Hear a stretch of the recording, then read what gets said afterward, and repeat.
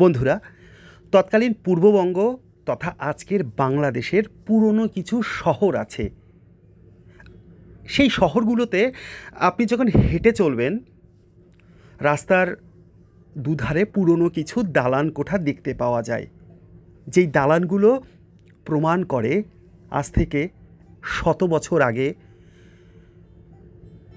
বাংলা এবং বাঙালির ব্যবসা বাণিজ্য হোক বা শিল্প সাহিত্য হোক বা রাজনৈতিক পটভূমি হোক, সেগুলোর সাথে যুক্ত এ সকল দালান কোঠা এবং সেই ভবনগুলোর কারুকার্য খচিত নির্মাণ শৈলী আপনাদের মুগ্ধ করবে। আমি যেই জায়গায় দাঁড়িয়ে আছি, এটি তৎকালীন পূর্ববঙ্গ তথা আজকের বাংলাদেশের একটি প্রাচীন নগরী কুমিল্লা। যে ভবনটি দেখতে পাচ্ছেন, এই ভবনটি ঐতিহাসিক একটি ভবন। সেটাকে আমি ঐতিহাসিকভাবে যদি বলতে চাই, তাহলে বলতে হয় বৃহত্তর ভারতবর্ষের ব্যাংকিং চ্যানেল। ব্যাংক বিমার ক্ষেত্রে বাঙালির যে কতটা অবদান ছিল, এই ভবনটি সেই অবদানের কথা বারে বারে স্মরণ করিয়ে দেয়। 1914 সালে এই ভবনটি নির্মাণ করেছিল তৎকালীন বৃহত্তর কুমিল্লার ব্রাহ্মণবাড়িয়ার সরাইলের কালীকচ্ছ গ্রামের নরেন্দ্রচন্দ্র দত্ত নামের একজন আইনজীবী, ব্যবসায়ী এবং উদ্যোক্তা। নরেন্দ্রচন্দ্র দত্ত আজ বেঁচে নেই এবং বেঁচে থাকার কথাও নয়, কারণ দেশভাগের বহু আগের ঘটনা। সেই 1914 সালেই তিনি যখন এই ভবনটি নির্মাণ করেন, তখন তার যে বাড়ি ছিল, বাড়ির পাশের বৈঠকখানা থেকেই এই ভবনটি, মানে এই ভবনটি যে দেখতে পাচ্ছেন, এই ভবনটি ছিল নরেন্দ্রচন্দ্র দত্তের বৈঠকখানা এবং তিনি সেখানেই চিন্তা করেছিলেন ব্যাংকিং সিস্টেমটাকে চালু করা যায় কীভাবে।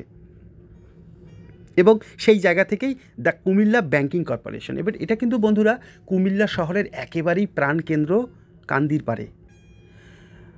যদিও বা এই ভবনটি দেশভাগের পরে এটা বাংলাদেশের গভর্নমেন্ট এটাকে অধিগ্রহণ করে এবং এখানে একটি ব্যাংক, বাংলাদেশের একটি ব্যাংক পূবালী ব্যাংক দীর্ঘ সময় ধরে তাদের ব্যাংকিং কার্যক্রম পরিচালনা করে।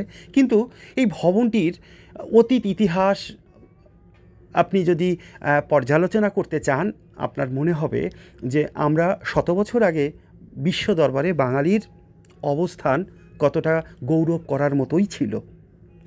এই ব্যাংকটির শাখা ছিল শুধুমাত্র এই কুমিল্লা বা ব্রাহ্মণবাড়িয়াতে নয়, দিল্লিতে ছিল, লখনৌতে ছিল, কানপুরে ছিল, মুম্বাইতে ছিল।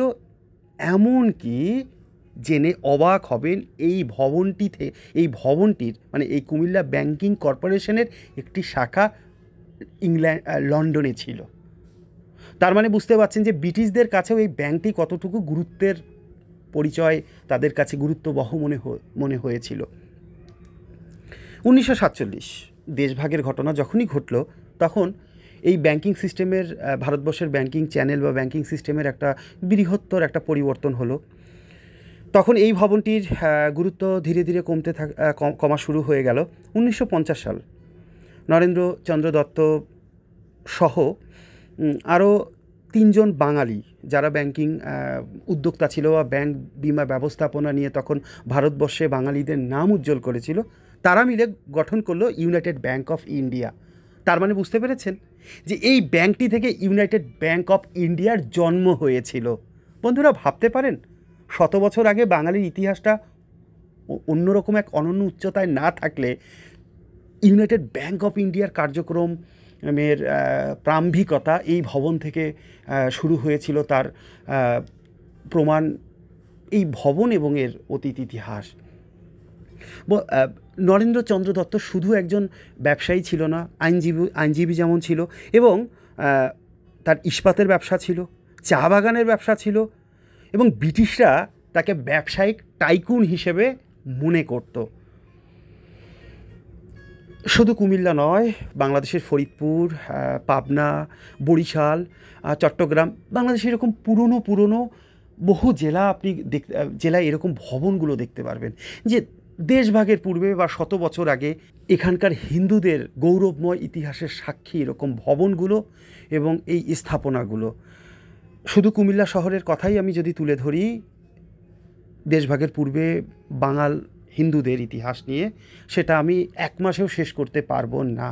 এই ভবনটি ব্যাংকিং চ্যানেল যখন শুরু হলো, কবিগুরু রবীন্দ্রনাথ ঠাকুর স্বয়ং এখানে এসে ব্যাংকিং ব্যবস্থাপনার যখন যাত্রা শুরু হলো, কবিগুরু রবীন্দ্রনাথ ঠাকুরও এখানে এসেছিল, মহাত্মা গান্ধী এসেছিল। সুতরাং বাঙালি এবং বাংলার ইতিহাস যদি আপনি পর্যালোচনা করেন, নিজেকে বাঙালি হিসাবে গর্ববোধ করতে হয়।